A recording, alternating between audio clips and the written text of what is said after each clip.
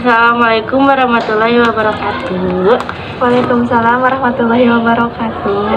Kenalkan ya Teh, nama saya Almaida Retiana. Saya dari Ciliwangi. Saya izin mewawancarai Teteh mengenai produk yang Teteh jual ini yang dinamakan Taekwon instan. Boleh Teteh perkenalkan diri dulu? Ya, sebelumnya perkenalkan nama saya Nurela. Saya berasal dari Batu Jajar.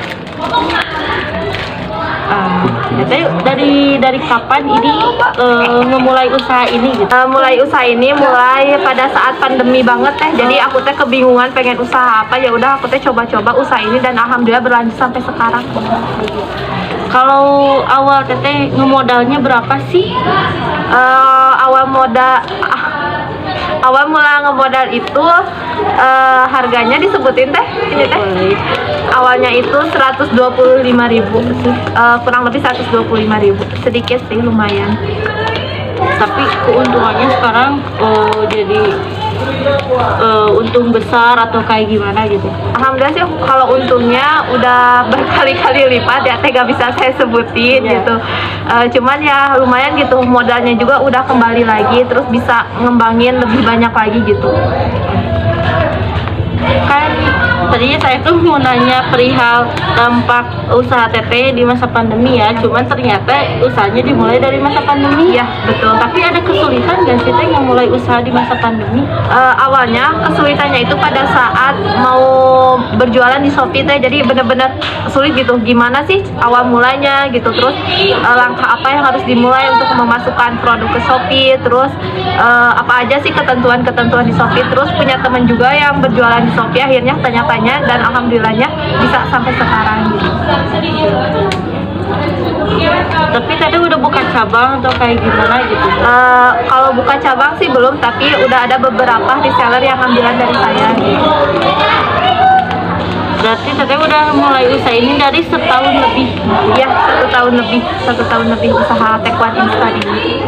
Oke, tapi menurut Teteh pandemi kayak gini tuh mempengaruhi nggak sih buat para usahawan? Kalau untuk para usaha, kalau aku kan mungkin disebutnya online-nya karena aku emang via online gitu, nggak ada offline buka apa sih kayak tempat gitu. Kalau untuk aku sendiri sih nggak ada hambatan, cuman untuk para pedagang UMKM yang pedagang kaki lima di jalan itu pasti ada hambatan sih. Kayak apa ya, kan pemerintah itu memberikan peraturan katanya harus makan di tempat itu 20 menit kan. Nggak kebayang sih kalau makan 20 menit kan pasti keburu-buru, nggak bisa ngerasain juga nikmatnya makanan gitu. Iya, terus Teh. Tapi ini tuh isinya apa aja sih Teh? Ini dijualnya segini tuh berapa Teh? Nah kalau ini dijualnya itu 10.000 sih. Sebenarnya harga 10.000 ini udah termasuk murah karena pesaing di sana juga ada yang ngejualnya itu 15.000, ada yang jual 12.000 gitu.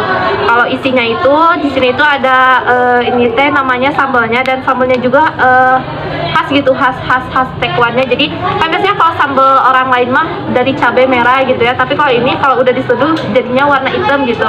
Terus ini ada sausnya, ada kecapnya. Terus nah ini Taekwonnya itu yang seperti ini.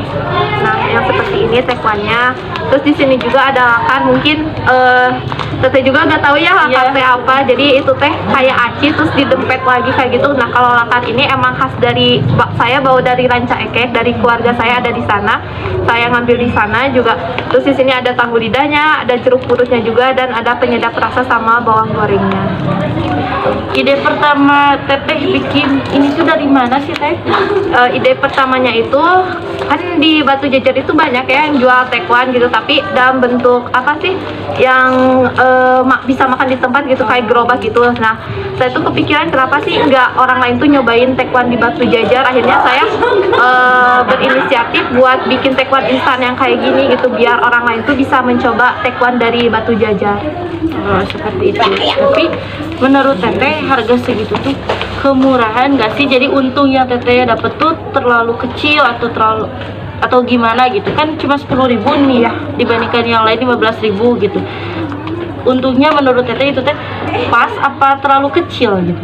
Kalau bicara tentang untung sih pas ya, karena saya nggak ngambil dari orang lain gitu. Jadi ini tuh emang bener-bener produk sendiri gitu. Saya yang mulai packingnya, saya yang mulai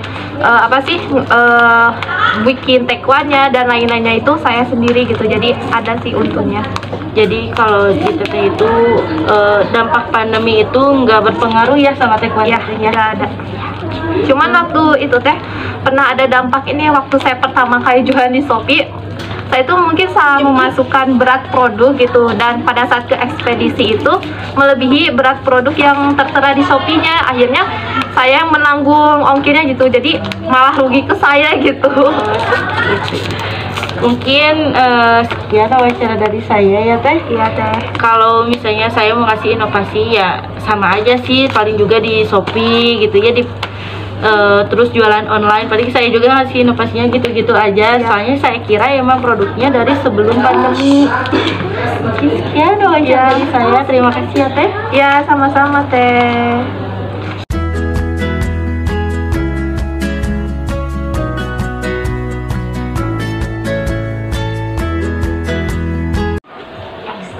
Assalamualaikum warahmatullahi wabarakatuh. Perkenalkan, nama saya Almaida. Saya dari KIP Siliwangi ingin mewawancarai Bapak mengenai usaha yang sedang Bapak jalani ini. Dengan Iya. Bapak, Makmun, Bapak membangun usaha apa ya Pak? percetakan. Percetakan. Itu di dalamnya apa aja sih Pak? Percetakan apa aja? Percetakan ya banyak sih, ada undangan, termasuk souvenir juga. Terus ya buku-buku kayak bikin yasin, stiker, ya dan lain-lain lah, banyak. Seperti itu. Bapak mulai usaha ini dari tahun berapa? Dari sudah lama sih, lumayan lah ya, sekitar 15 tahunan ya, ada mungkin lebih 10 ya, sekitar segitulah, 10-15 tahun lah. Sudah lumayan lama ya Pak. Ini tuh pekerjaan utama Bapak atau bagaimana? Ini sebenarnya pekerjaan kedua juga ya, soalnya tempatnya juga menyatu dengan tempat tinggal. Oh baik. Kan Bapak selama 15 tahun ini tuh omset Bapak mungkin kan naik turun ya, perkiraan selama 15 tahun ini menjalani usaha ini berapa sih omset yang Bapak sering dapatkan gitu? Omset per bulannya ya nggak tentu, tergantung tergantung orderan yang masuk gitu ya, tapi lumayan lah buat menghidupi mah. Baik. Kan selama masa pandemi ini banyak sekali seperti pengusaha-pengusaha kecil gitu berpengaruh gitu masa-masa pandemi seperti ini. Apakah usaha Bapak ini juga terpengaruhi oleh pandemi seperti ini? Ya pastinya semua sektor usaha pasti terkena dampaknya ya dari pandemi ini, khususnya ya dunia percetakan juga.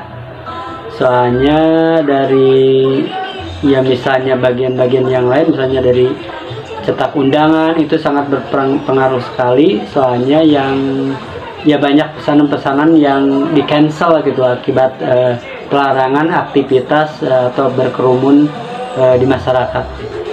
Baik, berarti omset Bapak selama masa pandemi dan selama yang sebelum masa pandemi ada itu jadi jauh menurun gitu Pak? Iya ya, pastinya itu ya dikarenakan ya banyak-banyaknya pelarangan, terus ada dari supplier yang ditutup gitu produksinya, ya sangat berpengaruh sekali gitu terhadap omset.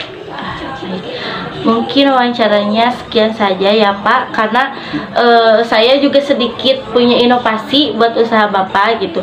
Mungkin Bapak bisa usaha ini tuh di Shopee gitu, dijualnya gitu. Bisa juga kan pakai ojol seperti itu mungkin Pak, kan buat kayak belum tentu orang bisa datang ke kita secara langsung gitu karena emang pandemi, ada juga kan PPKM sekarang jadi susah gitu.